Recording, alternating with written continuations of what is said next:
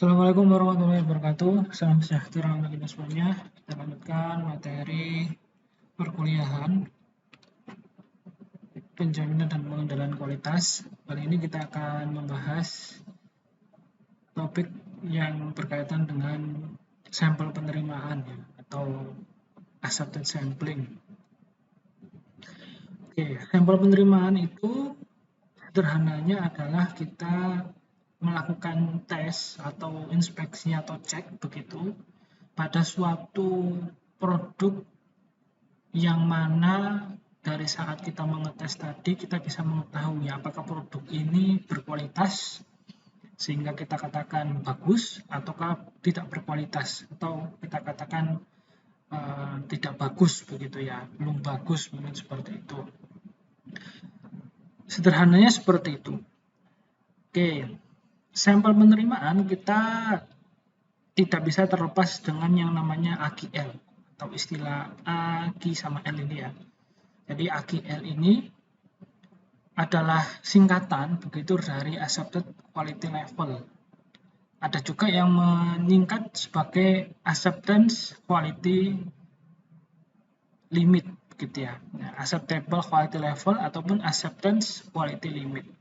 Kalau acceptable quality level tingkat kualitas yang dapat diterima menurut produsen kayak gitu. Ada juga acceptance quality limit atau batas kualitas penerimaan. Oke, terkait dengan dasar quality control yang awal atau dasar dari kita melakukan pengendalian kualitas diantaranya adalah inspeksi, Mas ya. Inspeksi atau dengan kata lain sederhananya adalah ngecek, kayak gitu. Kita ngecek sesuatu itu bentuknya bisa dikatakan kita menginspeksi kayak gitu. Jadi inspeksi yaitu proses pemeriksaan hasil produksi antara hasil produksi apakah sudah sesuai dengan standar dan ekspektasi konsumen atau belum gitu ya. Jadi inspeksi di sini dia dikatakan juga aktivitas yang memang tidak memiliki nilai tambah atau non value added activity. Namun dia tidak bisa dihilangkan seperti itu ya. Jadi memang dibutuhkan sehingga bisa masuk ke dalam necessary non value added activity. Kalau Anda pernah belajar value stream mapping begitu ya, ada yang namanya value added, non value added, necessary non value added activity dan seterusnya kayak gitu. Nah, inspeksi di dalam aktivitas kita membuat suatu produk ini masuk dalam non value added activity begitu ya.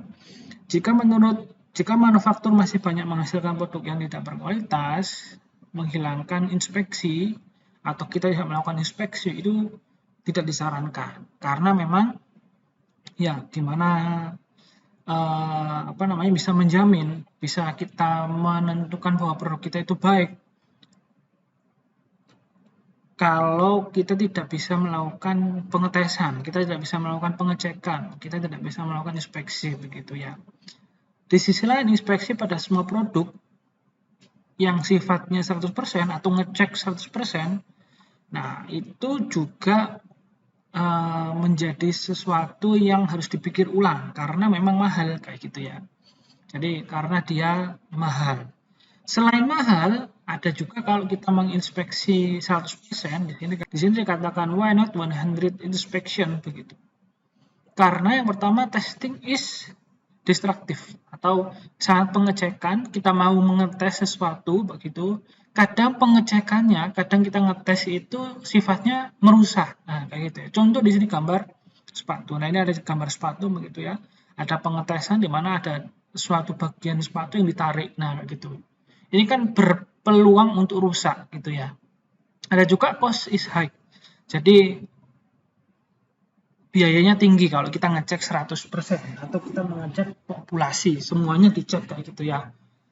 Jadi biayanya tinggi karena ada dibutuhkan sumber daya yang berlebih, equipment-nya juga lebih berubah juga. Yang awalnya biasanya testing aja membutuhkan sumber daya sekian, namun kalau semua dites pasti sumber daya yang dibutuhkannya juga pasti akan besar kayak gitu. Sehingga cost is high. Jadi berpengaruh terhadap yang namanya biaya. Lalu yang ketiga adalah too much time.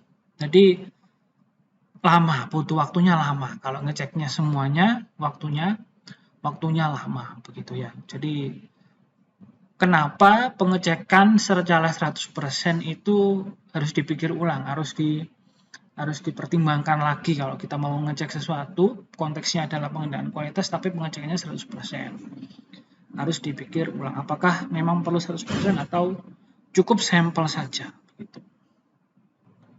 Ya, saat inspeksi yang diperlukan dianggap mahal atau dapat merusak produk, kita dapat mengambil sejumlah sampel dari banyak item dalam satu lot yang akan diinspeksi sehingga inspeksi lebih efisien. Itu ya prosedur paling populer untuk menetapkan sampel dan inspeksi atau inspeksi kualitas adalah AQL tadi, Accepted Quality Level. Oke, prosedur biasanya akan tertarik pada, produsen biasanya akan tertarik pada titik probability of acceptance 0,95 karena punya peluang 95% lot diterima. Jika dihubungkan ke dalam sumbu X akan bertemu titik P1 sama dengan 2,5%. Titik ini adalah dinamakan AQL, yang mana produsen harus mempertahankan persentase cacat kurang dari 2,5% sebanyak waktu agar punya peluang 95% produknya diterima. Untuk kemudian negosiasi antara produsen dan konsumen biasanya yang terbaik adalah dengan menggunakan prosedur dan standar sampling yang sudah dipublikasikan oleh lembaga standarisasi. Contohnya ini ANSI Z1.4. Ini juga untuk menghindari masalah kredibilitas yang dibuat ketika satu pihak atau pihak lain menghasilkan sendiri prosedur dan standar sampling. Oke, yang pertama kalau kita bisa lihat di sini kenapa tadi tidak dilakukan pengecekan 100% ya karena memang butuh cost. Jadi salah satunya adalah cost tadi dan juga hal yang lain yang sudah saya sebutkan di sebelumnya. Selain itu memang dilakukan sampel itu lebih efisien seperti itu. Meskipun dalam konteks statistika kita melakukan sampel itu tidak 100%, artinya kita sudah mengarah ke maksimum 95% lot itu sampel itu mewakili dari populasi kayak gitu. Jadi 5%-nya adalah bentuk nilai error kayak gitu. Jadi kalau Anda pernah baca statistik kan tingkat kepercayaan ya nilai alfanya adalah 95%. Gitu ya, dengan yang mana 5%-nya itu adalah peluang terjadinya error. Kenapa Pak kalau tidak 100%-nya? Tadi karena kita mainnya adalah sampel. Seperti itu ya. Kalau kita mainnya populasi mungkin bisa dipastikan 100% bisa kita lihat. Namun kalau kita bermain sampel, jadi peluang kecil untuk kita dapat meningkatkan tingkat kepercayaan kita sampai 100%. Maka di sini dikatakan 95% tingkat kepercayaan dari sampel yang kita gunakan gitu ya. Nah, lalu di dalam pembuatan sampel itu tadi ada yang namanya suatu aturan ya, satu aturan yang mana memang digunakan oleh banyak lembaga ataupun banyak perusahaan begitu yang dipopulerkan dan juga dikembangkan oleh ANSI ini. Jadi ANSI American National Standardization kalau tidak salah kepanjangannya. Jadi dia membuat suatu aturan sampel penerimaan di mana aturan ini banyak dipakai. Jadi bisa dipakai oleh dua belah pihak. Jadi si pembeli ataupun si penjualnya gitu. Nah, begitu ya. Oke, ini adalah contoh gambar OC curve ya, atau operating characteristic curve. Yang mana OC curve ini menggambarkan suatu bentuk pola yang mana saat kita menggunakan AQL kayak gitu ya. Jadi kalau kita menggunakan AQL, Accepted Quality Level, kita akan menggunakan sampling begitu ya, atau menggunakan sampel, tidak menggunakan populasi.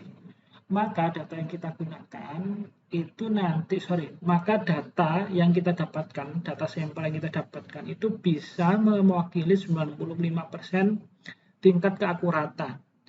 Gitu ya.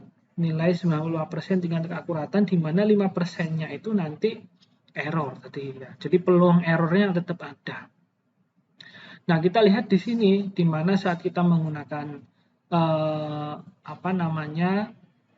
tingkat 95% itu dari tingkat 95% keakuratan, kita lihat di sini sebentar. Ini kan persen defektif dibandingkan dengan probability of acceptance. Jadi di sini semakin besar defektif, semakin besar defect atau produk cacat yang kita dapatkan saat kita menyempel suatu produk begitu, maka akan mengecilkan ya. Semakin besar produk defect yang kita dapatkan saat kita mengecek, saat kita melakukan inspeksi begitu dari suatu lot produk yang sedang kita cek, semakin besar defektifnya, maka ya dikatakan tingkat penerimaannya semakin kecil. Atau dengan kata lain seperti ini. Saat kita melakukan pengecekan, begitu ya, ada N buah atau sebanyak N buah lot produksi dari hasil pendekatan AGL, nanti rinciannya saya akan jelaskan di bagian akhir. Saat kita ngecek, diketahui bahwa ada sebanyak 80 produk yang harus kita sampel dari seumpama ya, anggaplah 1.200 produk yang sedang diproduksi dengan pendekatan AGL, diketahuilah kita harus mengecek sebanyak 80. Saat 80 itu dicek, ada ketentuan dari AGL. Saat Anda menemui produk tidak baik sebanyak 6, maka kita dapat katakan bahwa produk yang sedang Anda cek itu tidak bagus, not good, atau tidak berkualitas. Kalau kurang dari 6, Anda menemui sampel dari suatu produk yang Anda cek, akan menemui ada 5 produk yang tidak baik dari 80 sampel tadi, maka kita masih mentoleransi bahwa produk tersebut adalah produk yang baik, seperti itu. Nah, ini dikatakan bahwa semakin besar persentase defektif atau ketidaksesuaian atau produk yang cacat saat produk itu dijalankan, begitu, maka berpeluang mengurangi ya, berpeluang akan memberikan nilai penerimaan yang semakin kecil. Nah, kayak gitu ya. Prinsipnya seperti ini untuk kita memahami yang namanya operating characteristic curve ya, atau OC curve.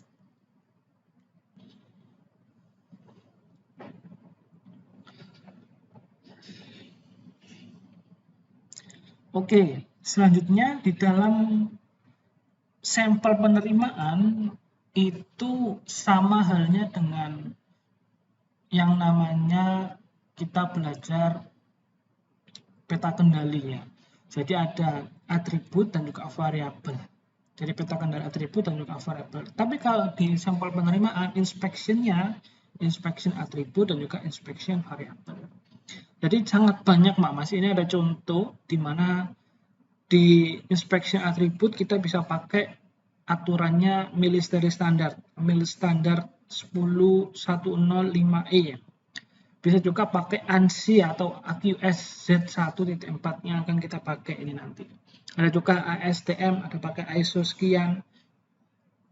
Bisa juga dilihat dari variabel, inspection by variabel. Pakai military standard seterusnya, ANSI seterusnya ini sama ISO. Jadi kalau kita bahas memang cukup banyak, namun referensi mengenai ini nanti akan saya sematkan bukunya ya. Sehingga kita cukup bahas yang sering dipakai Mas, dan juga seringkali digunakan dan juga kita temui di industri-industri. Salah satunya adalah kita inspeksi dari sudut pandang atributnya.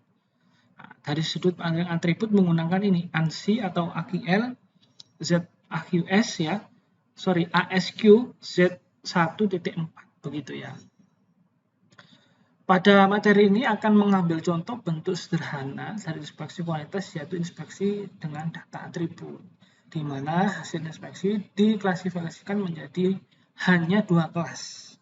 Jadi go or no go, ataupun in or out, atau cacat atau tidak cacat dan seterusnya, baik tidak baik begitu ya, kualitas tidak berkualitas. Sehingga kita katakan bahwa produk yang sedang kita cek begitu, produknya kita hanya bisa melabeli bagus ataukah tidak bagus begitu ya. Sehingga kita bisa menggunakan yang namanya inspection by attribute ini begitu. Nah, jadi dicontohkan di tempat saya bekerja, standar yang menjadi kesepakatan antara produsen dan konsumen buyer untuk jenis inspeksi ini adalah ANSI atau ASQ Z1.4. Jadi sampling, product, and table for inspection by attribute, sehingga para inspektor kami mengenalnya dengan prosedur tabel ANSI. Nah, ini contoh di perusahaan ya. Saya ambil materi dari salah satu website yang menuliskan adalah artikel. Ya, artikel ini menuliskan adalah seorang staff begitu yang ada di suatu perusahaan, dan ini dia dipakai gitu ya, pendekatan sampel penerima ini dia pakai. Nanti untuk referensi bukunya saya sematkan. Nah, di dalam prosedur tabel ANSI ini, jadi ANSI Z1.4 maupun standar lain yang sejenis pada para ahli statistik dan ahli matematika membuat sampling plan dalam bentuk tabel pedoman untuk memudahkan inspektor mengambil sampel yang mewakili populasi atau representatif. Jadi gambar berikut ini adalah standar ANSI Z1.4 untuk single sampling plan, metode sekali pengambilan sampel. Nanti ada contohnya. Standar ANSI ASQ Z1.4 adalah standar komersial pengganti MIL STD atau Military Standard 105 yang dikembangkan oleh American National Standard Institute atau ANSI dan American Society for Quality ASQ. Secara prosedur ANSI Z1.4 dan Military Standard 105E tidak ada perbedaan kecuali dalam istilah penjelasan saja. Oke, prosedur penggunaan ANSI yang pertama adalah seperti ini. Jadi tentukan angka AGL-nya dulu. Ini apa Pak nanti? Diikuti dulu, nanti akan saya contohkan. Tentukan angka AGL. Yang kedua adalah tentukan level inspeksi. Yang ketiga tentukan lot size-nya. Jadi lot size itu adalah ya, kalau Anda pernah belajar perencanaan pengendalian produksi, kan ada istilah bahwa untuk produk yang sedang dibuat itu lot size-nya berapa, kayak gitu ya. Ya sederhananya adalah kalau kita membuat suatu produk begitu, ukuran dari banyaknya produk itu dibuat, nah itu adalah lot size. Lalu cari kode sampel atau sample size pada tabel 1 standar ANSI. Ya. Tentukan jenis sampling plan, kita menentukan jenisnya single, double, atau multiple. Yang selanjutnya tentukan apakah dia accepted number atau tentukan accepted number-nya dari tabel ini tadi. Jadi dari tabel yang ada nanti kita bisa menentukan dia AC-nya berapa, accepted number-nya berapa, RE-nya berapa, rejected number-nya berapa. Berdasarkan angka AGL dan juga sample size pada tabel master standar ANSI. Yang terakhir adalah tetapkan switching rule. Jadi ini adalah kita menetapkan hasil dari rejected ataukah accepted tadi. Dari hasil tersebut apakah kita perlu merubah cara untuk mengambil sampelnya atau tidak. Bila perlu, nah nanti aturannya ada yang namanya switching rule. Ada suatu aturan yang mana bila perlu seperti apa, bila tidak seperti apa.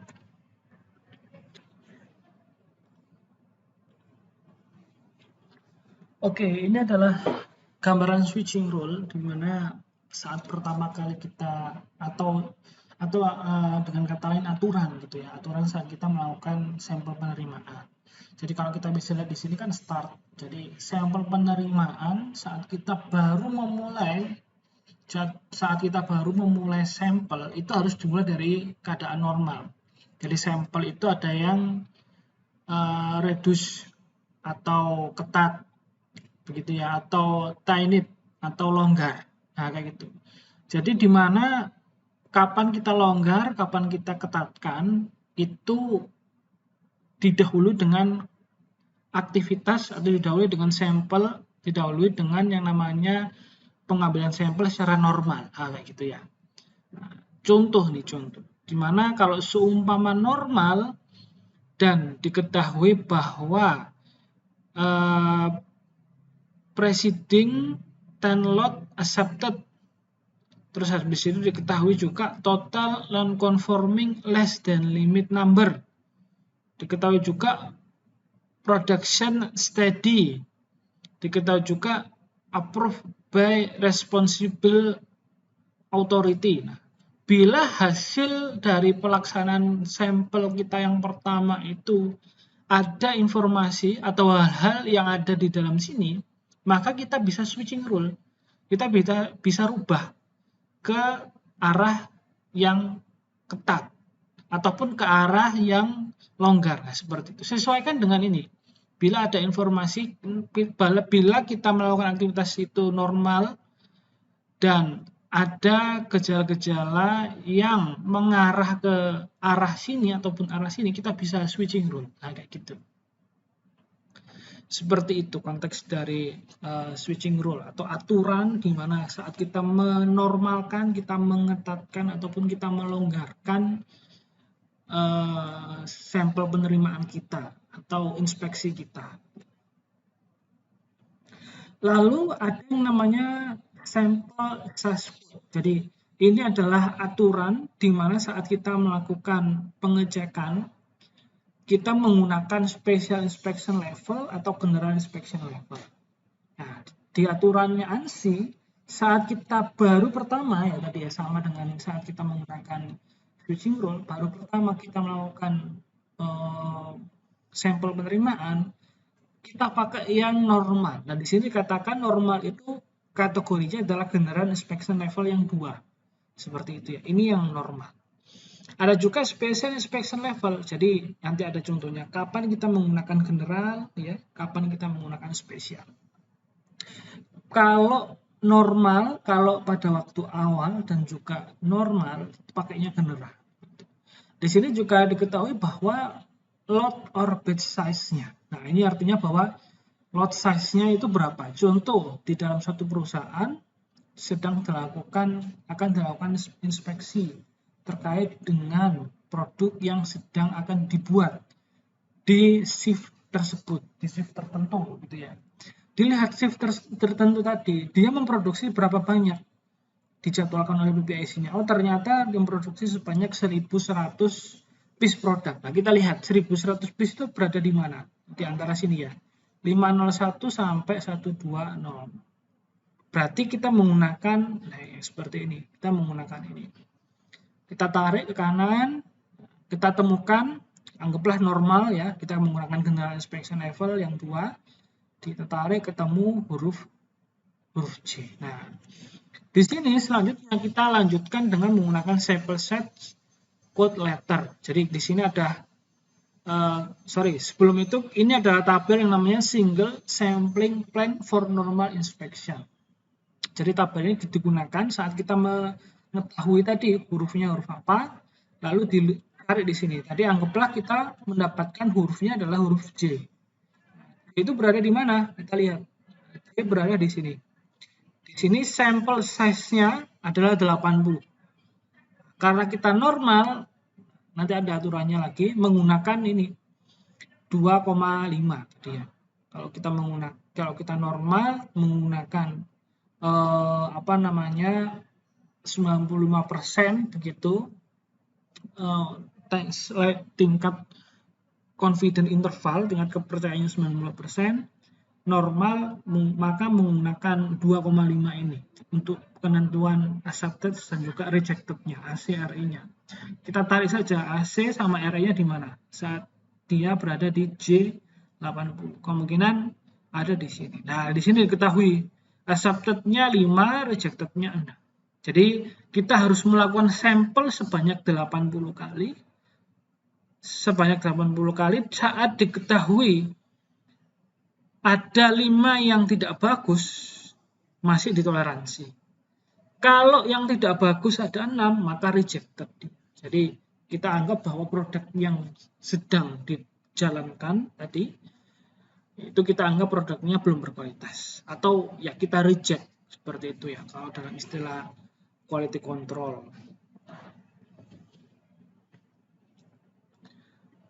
Oke, selanjutnya ada langkah-langkah saat kita melakukan sampel penerimaan. Yang pertama adalah tentukan angka AGL-nya tadi ya. Jadi langkah-langkahnya.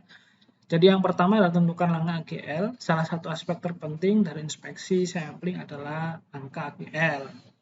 Karena angka ini mendefinisikan berapa banyak cacat yang diperoleh dalam suatu populasi. Angka AGL adalah rasio atau persentase cacat yang dapat ditoleransi.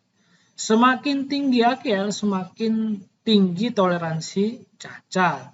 Ada 3 kategori utama klasifikasi cacat produk. Yang pertama adalah minor, kedua adalah mayor, dan juga kritikal. Jadi minor untuk cacat kecil yang tidak mempengaruhi fungsi atau bentuk produk, tidak signifikan berbeda dengan spesifikasi konsumen. Sehingga kita kategorikan bahwa produk tersebut cacatnya minor, kayak gitu. Ada juga mayor, untuk cacat yang lebih serius dari cacat minor, atau lebih tinggi ya levelnya, yang berpengaruh pada fungsi, kinerja, penampilan produk, dan sebagainya. Kalau seperti ini kita bisa kategorikan bahwa cacatnya adalah cacat mayor. Ada juga kritikal untuk cacat yang sangat serius sehingga produk benar-benar tidak bisa digunakan. Jadi kalau sampai rusak, begitu sampai produknya nggak bisa digunakan, ya kita kategorikan bahwa ini adalah cacat yang kritikal seperti itu. Nah, contoh klasifikasi cacat produk pada sepatu contohnya, gitu ya. Jadi kapan sih produk sepatu itu dikatakan cacatnya adalah kritikal, mayor, atau minor. Contoh nih kalau minor, ada suatu defect yang mana defectnya adalah benang panjang. Ada suatu benang begitu ya, ada suatu benang yang mana tidak terpotong. Nah, kita kategorikan sebagai minor saja.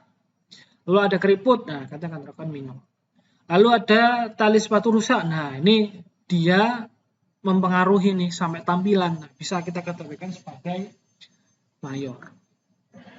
Atau sampai sepatu berjamur, nah kayak gitu ya. Nah ini kita bisa kategorikan sebagai critical. Contohnya seperti itu untuk klasifikasi cacat. Bila mana kita deskripsikan cacat ini sebagai 3 kategori, minor, mayor, atau critical. Karena ini kita nanti akan berpengaruh pada penggunaan teknik yang mana gitu ya, atau tabel yang mana untuk menentukan subjek sampelnya.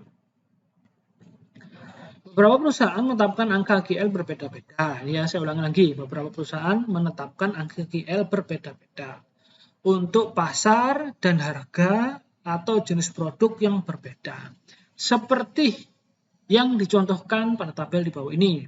Contoh ya, jadi produk atau inspek karakteristiknya low cost atau kan middle cost produk. Nah, kita bisa pakai yang seperti ini. Kalau kategorinya itu critical, mayor, dan juga minor seperti ini. Jadi kalau anggaplah mayor, begitu. Kita bisa pakai AGL 2.5. Nah, kayak gitu ya. Ataukah yang high cost produk. Kalau high cost, kalau critical, kalau mayor pakai AGL 1.0. Artinya apa? Artinya adalah bahwa semakin produknya itu rentan gitu ya.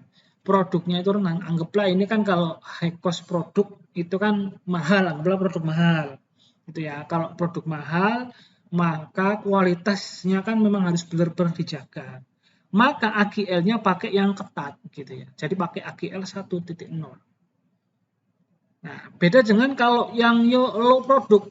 Kalau low produk ada kualitas yang barangkali ditemui tidak sedikit-sedikit tidak sesuai, mungkin orangnya masih toleran karena produknya low cost. Nah, maka dia pakai AGL 2.5. Nah, ini lebih longgar gitu ya. Kalau kita bisa bandingkan AGL 2.5 dan juga AGL 1.0, itu lebih longgar AGL 2.5. Nah, seperti itu. Selanjutnya yang kedua adalah tentukan level inspeksinya. Ketika memulai inspeksi berbasis AGL ini, kita perlu mempertimbangkan level inspeksi sesuai dengan corak inspeksi. Pada bagian pertama, tabel AGL memuat dua kategori level inspeksi, yaitu general dan spesial tadi ya. Sebagian besar inspeksi memilih inspeksi general karena dianggap cukup mewakili asumsi aman suatu kuantitas slot. Level spesial baru dipilih ketika sampel size kecil masuk akal untuk inspeksi atau testing yang merusak produk. Atau sampel size kecil dapat dengan tepat mewakili kuantitas slot yang lebih besar. Artinya bahwa jadi kalau pada waktu awal jadi normal ya pakainya general dulu, Mas. Jadi inspeksinya kita pakai general. General yang ini ya. Jadi saya coba kembali. Yang ini ya. Sampel size code-nya kita pakai yang general. Kalau di kasus-kasus tertentu, ya jadi sumama tadi ya ada high risk yang memang diperlukan untuk inspeksinya itu tertentu atau dengan kata lain diketatin begitu ya, bisa pakai special inspection level. Seperti itu.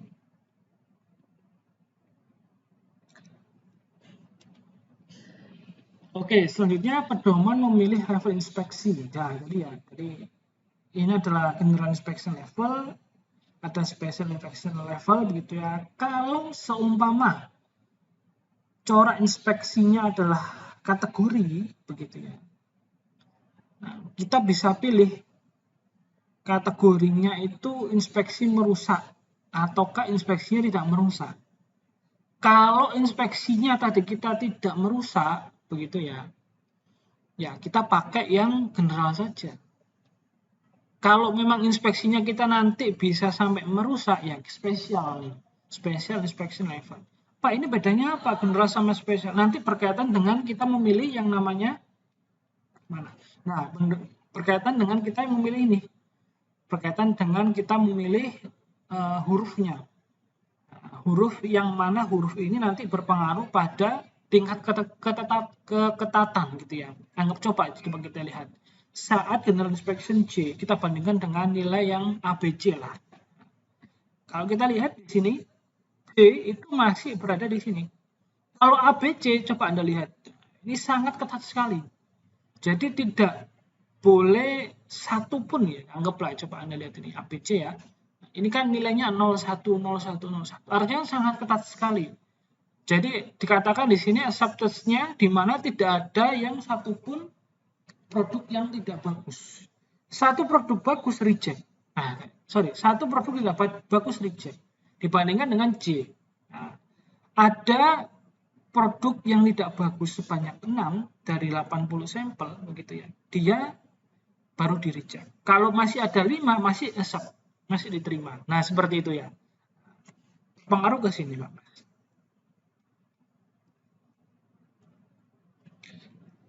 Oke, jadi kurang lebih seperti itu untuk tabel pedoman untuk memilih level inspeksi, di mana standar ANSI 1T4 itu menyarankan menggunakan level inspeksi G2 atau General 2. Jika tidak ada ketentuan lain, jadi level inspeksi G2 paling sering dipilih karena dipandang cukup aman.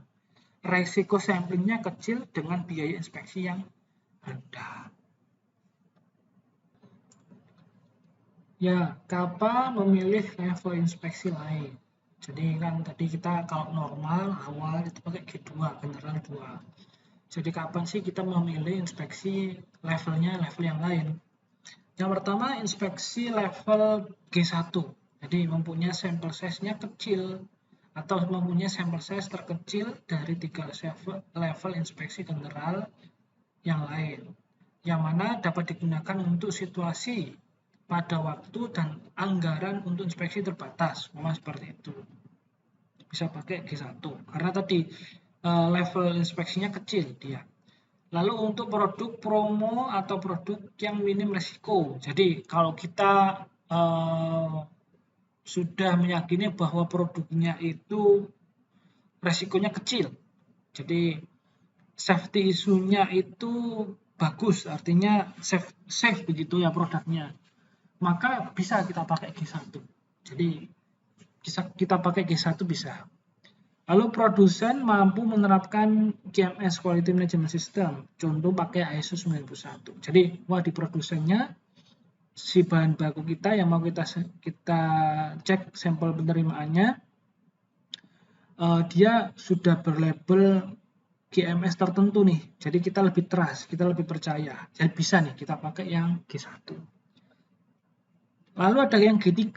Jadi kapan sih menggunakan G3? Jadi kalau G3 ini mempunyai sampel size terbesar. Ya, kalau G2 kan tengah-tengah, G1 kecil sampel size-nya. Kalau G3 ini paling besar. Level inspeksi G3 baru dipertimbangkan pada kasus di mana produsen mempunyai reputasi kualitas yang buruk. Nah, kayak gitu ya. Kalau reputasi kualitasnya buruk, nah kita bisa nih pakai aturan yang general 3. Lalu order atau kontak pertama dengan produsen. Nah, karena order pertama atau kontak pertama dengan produsen, maka kita pakai G3. Nah, kita lebih banyakkan nih sampel size-nya nanti biar bisa berpeluang lebih banyak. Begitu. Jadi, lebih besar kita atau lebih banyak kita melakukan sampel gitu ya kalau G3. Lalu rilis pertama dari produk yang baru dikembangkan. Nah, jadi kalau ada suatu produk baru yang kita kembangkan, saat kita sampel begitu, ya bisa pakai G3. Karena baru pertama produknya dikembangkan dan dirilis, jadi secara logika ya perlu lebih banyak kita sampel produknya. Begitu ya, agar lebih meyakinkan. Lalu produk bernilai sangat tinggi atau barang mewah atau memiliki risiko yang sangat tinggi, misal begitu ya, bisa kita pakai G3. Sementara untuk yang S1, S2, S3, dan S4 dapat digunakan jika diperlukan sampel size yang relatif lebih kecil dan jika resiko sampling yang besar dapat ditoleransi, seperti itu. Saat dimana kita menggunakan S1, S2, S3 ataupun S4. Oke, yang pertama kita tentukan lot size ya. Jadi tahapan-tahapan setelah kita memilih level inspeksi begitu, lalu kita tentukan lot size. Nah, lot size adalah jumlah item yang dipesan untuk pengiriman pada tanggal tertentu atau diproduksi dalam sekali produksi. Nah, kayak gitu. Setiap pesanan biasanya diidentifikasi dengan kode unik yang disebut SKU atau Stock Keeping Unit. Jadi lot size dapat ditentukan dari jumlah setiap SKU-nya. Memeriksa banyak SKU secara terpisah dapat meminimalkan risiko sampling, tetapi akan memakan banyak waktu dan juga biaya. Nah, contohnya di sini Anda bisa lihat, ini contoh nih, dulu ini produksi, suatu produk yang memproduksi sepatu, dia memproduksi 3 style sepatu. Jadi style A, style B, style C, dia produksi. Jadi style A dia produksi sebanyak, jadi sini katakan berapa ya? Order kuantitinya, nah sekian. Style B sekian, style C sekian. Nah, jadi karena ini adalah produk yang berbeda-beda, maka saat kita melakukan sampelnya tidak boleh sama. Tidak boleh kita anggap bahwa ini adalah produk yang sama. Jadi dicontohkan di sini ya, dicontohkan ini kan silang, ini kan centang, ini silang. Ini artinya yang tidak boleh. Jadi kita anggap bahwa ketiga produk ini itu sama. Sehingga ya udah sampel size-nya saya total bahwa sebanyak 640 pairs. Jadi gitu ya. Jadi menggunakan sampel size AGL 2.5 level G2 dengan banyaknya produksi sekian, sampel yang harus diambil sebanyak 200. Saat diproduksi 24.000 pairs, yang diproduksi adalah sekian. Saat diproduksi sebanyak 140 pairs, maka yang diproduksi sekian.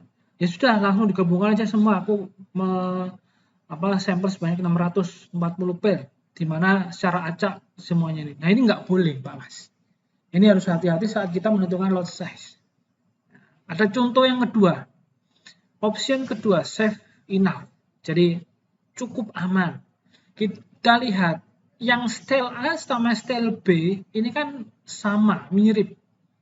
Nah, mirip gitu ya. Yang mana beda warnanya saja. Karena beda warna, style A sama style B di sampel size sendiri gitu ya.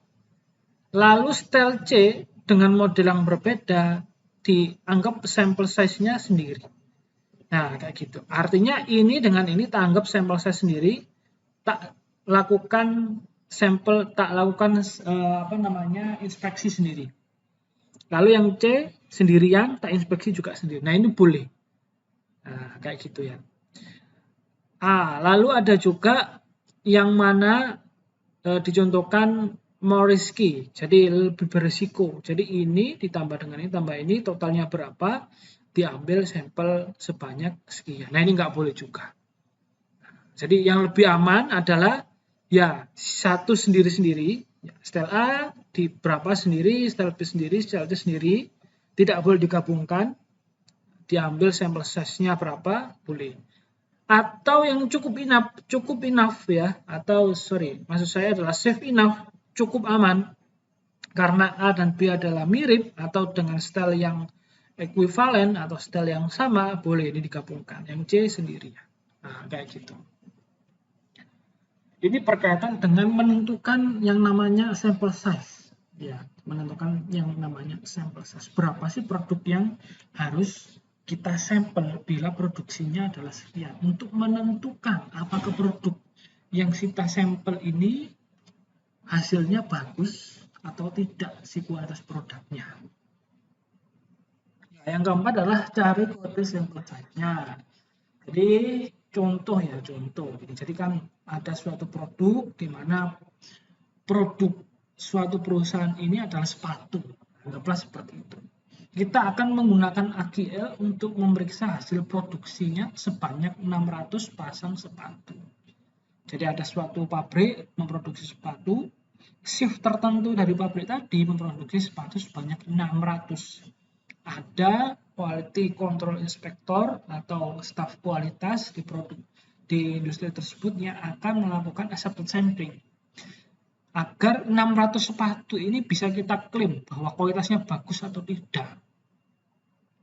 Ya, selanjutnya hasil produksi tersebut memiliki 5 nomor SKU berbeda. Kelimanya model yang sama dengan 5 colorway yang berbeda-beda.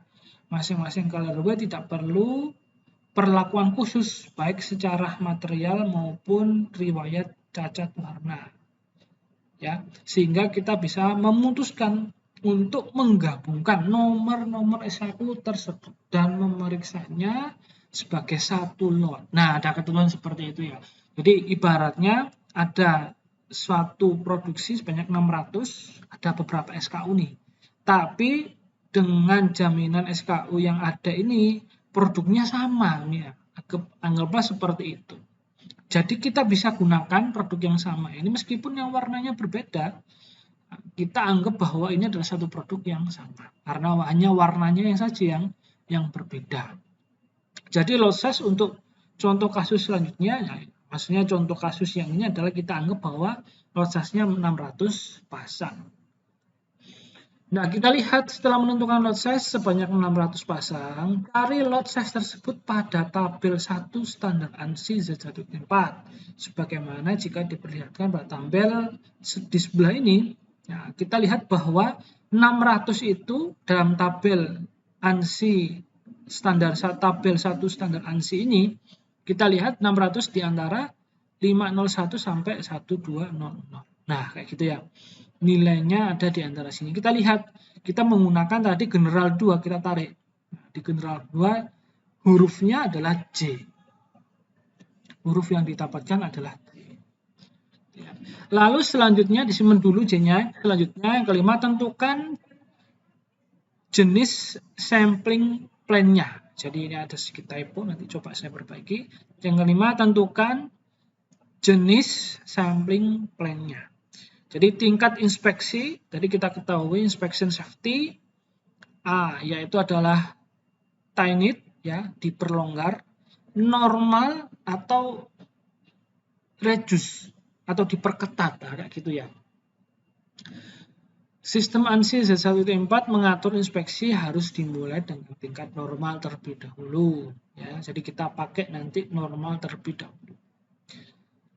Nah, lalu selanjutnya, apakah kita menggunakan single sampling pen, double sampling pen, ataukah multiple sampling pen?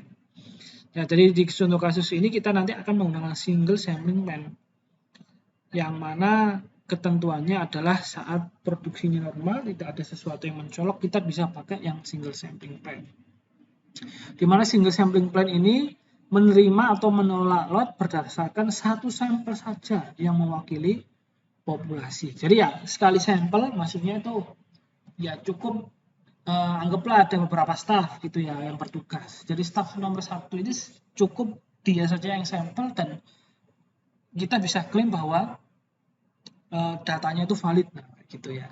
Datanya bisa dipertanggungjawabkan untuk menentukan apakah produknya itu accept ataukah reject. Lalu double sampling pen terdapat 3 kesimpulan: menerima lot, menolak lot, dan sampling ulang. Jika sampling ulang, maka hasilnya diakumulasi dengan sampling yang pertama. Lot akan diputuskan diterima atau ditolak pada sampling yang kedua. Nah, kayak gitu ya. Lalu yang triple sampling pen, prosedurnya sama dengan double sampling pen, tetapi sampling ulang untuk mencapai keputusan dilakukan lebih dari 2 kali. Kemudian sampling ini adalah sampel size lebih kecil dari kedua sampling pen sebelumnya, tetapi akan menjadi rumit jika lotnya ditolak, gitu ya. Oke. Nah, yang keenam tadi setelah kita menentukan, kita bisa mendapatkan hurufnya apa, begitu. Yang keenam tentukan AC dan juga RE, AC atau accepted dan RE atau rejected, gitu ya. Pada tabel single sampling plan for normal inspection atau master tabelnya ini. Kita lihat sampling plan-nya tadi, sampel size-nya tadi kita dapatkan huruf J. Nah, huruf J lalu kita menggunakan normal 2,5. Jadi saat J kita di sini dapatkan bahwa sampel size-nya 80. Jadi dari 600 produk yang tadinya diproduksi, kita harus melakukan sampel sebanyak 80 sampel. Nah, kayak gitu ya. Di 80 sampel ini kita ketahui bahwa AC-nya ada 5, RE-nya adalah 6. Artinya adalah saat kita temui produk yang tidak bagus saat melakukan sampel sebanyak 80 kali ini, produk tidak bagusnya sebanyak 5 masih di ACC atau masih di accepted. Bila produk yang tidak bagus lebih dari 5 atau katakanlah 6, ya maka ya reject. Atau dengan kata lain, produk sebanyak 600 tadi, ya kita reject atau kita bisa klaim bahwa produknya belum berkualitas. Seperti itu. Ya, pada langkah pertama kita telah menentukan angka AGL, yang mana apakah kritikal, apakah mayor, dan juga apakah minor. Jadi kalau kritikal pakai yang AGL 0.0 ya. Jadi kalau mayor kita pakai yang 2.5 dan kalau minor kita pakai yang AGL 4.0.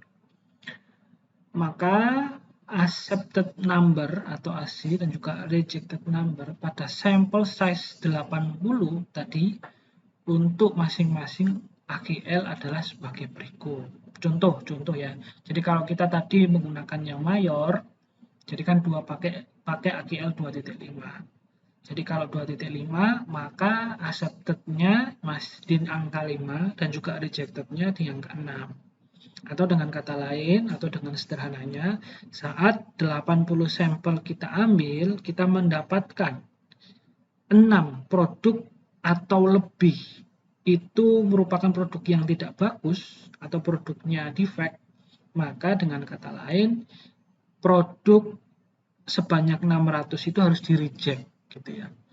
Karena ya tadi tidak berkualitas. Seperti itu. Nah, di sini dikatakan jika ditemukan 6 cacat mayor, misal jahitan rusak dari 80 sampel sebanyak 600 pasang, sepatu harus ditolak. Jadi 600 sepatunya tadi ditolak. Nah, bila pakai AGL 0.0 critical, tidak ada toleransi untuk cacat kritikal. Jika ditemukan satu cacat kritikal, misal sepatu berjamur, dari 80 sampel, lot sebanyak 600 pasang sepatu harus ditolak atau di-reject atau diinspeksi lagi sebanyak 100%. Seperti itu. Nah, bila menggunakan minor. Nah, saat ini bila menggunakan minor, AGL-nya 4.0, AC-nya 7, RE-nya 8. Dengan kata lain, jika ditemukan 8 cacat minor, misal benang panjang, dari 80 sampel lot sebanyak 600 pasang sepatu harus ditolak. Nah, seperti itu. Pak, ini kita pilih yang mana ya? Harus ditentukan terlebih dahulu. Kita mau pakai yang critical, minor, apakah minor nantinya dalam mencari atau juga memberikan pencarian sejauh mana atau seketat mana atau selonggar mana inspeksi kita. Nah, kayak gitu. Yang terakhir, yang kedua adalah tentukan switching rule. Jadi dalam ANSI secara tempat untuk masing-masing sampel plan terdapat 3 tingkatan inspeksi. Inspection severity ya, yaitu tightened atau diperlonggar, normal dan juga reduce atau diperketat. Yang mana nah kalau kita pakai normal ya pakai tabel 2 ANSI Z1.4. Bila pakai tightened atau dengan kata lain diperlonggar menggunakan tabel 2B ya, tabel 2B ANSI Z1.4. Dan juga kalau kita ketat reduce atau reduce menggunakan tabel 2C ANSI Z1.4. Sistem ANSI Z1.4 mengatur inspeksi harus dimulai pada tingkatan normal terlebih dahulu ya. Jadi pakai tabel 2 dulu yang pada bagian A. Lalu kapan kita harus memperketat inspeksi dan kapan kita harus melonggarkan inspeksi, mengaturnya dalam switching rule. Nah, kayak gitu ya. Kapan kita memperketat, kapan kita memperlonggar. Jadi kapan kita memperketat, kapan kita longgar, ini seperti yang saya jelaskan di awal ya. Kita mulai dari normal dulu. Saat kita perketat, saat mana? Saat ada ya ini preceding 10 lots accepted with normal conforming less than limit number ataupun production steady and approved by responsible authority. Nah, maka kita bisa menggunakan perketat ya atau reduce. Kita bisa pakai perketat ataupun dilonggarkan. Nah, saat mana Pak dilonggarkan? Ya saat 2 of 5 or fewer consecutive lot are not accepted.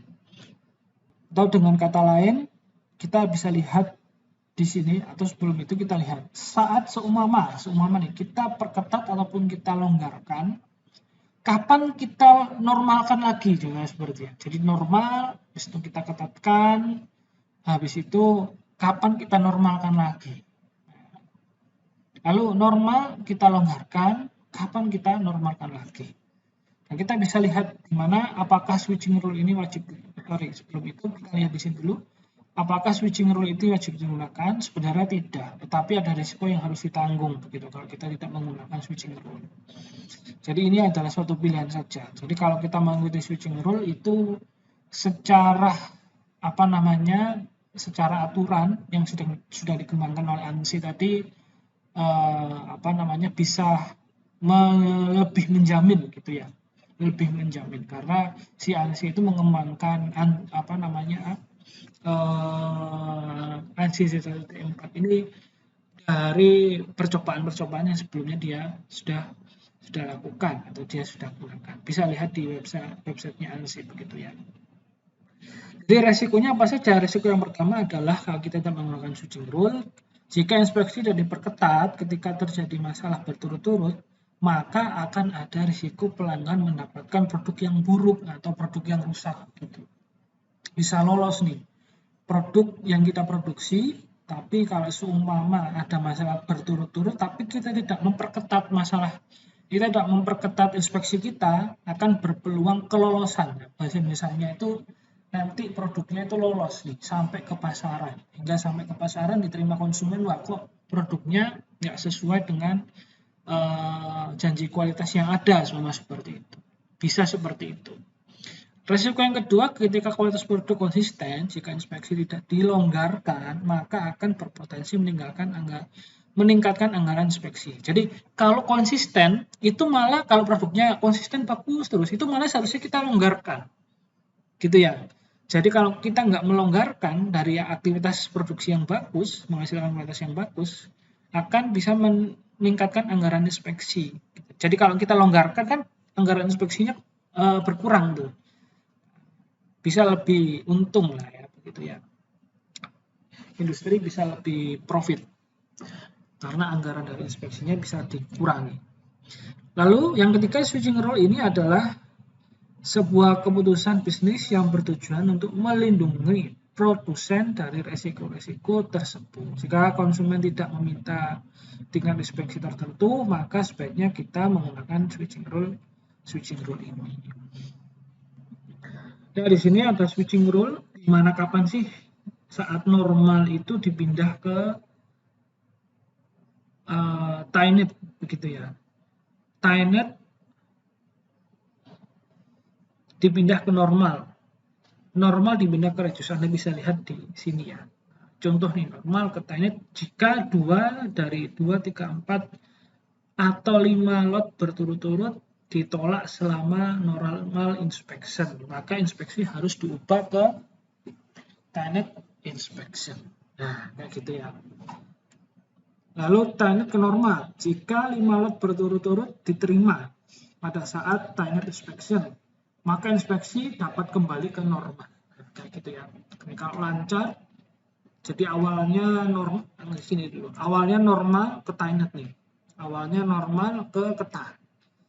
Kapan sih ya? Saat ada 2, 3, 4 dan seterusnya 5 lot berturut-turut. Ini kan menunjukkan masalah ya. Kalau ada masalah begitu, suatu produk yang bermasalah, saat diinspeksi secara normal ketahuan, maka inspeksi selanjutnya itu harus dipindah ke ketat kayak gitu. Dan sebaliknya, saat ketat begitu, saat kita di suatu sesi tertentu, di suatu periode tertentu, produk kita menggunakan inspeksi yang ketat. Kapan sih pindah normal? Saat produksinya lancar, ya. Sederhananya seperti itu. Jika 5 lot berturut-turut terima, ini memperlihatkan bahwa kapabilitas prosesnya bagus, produksinya lancar.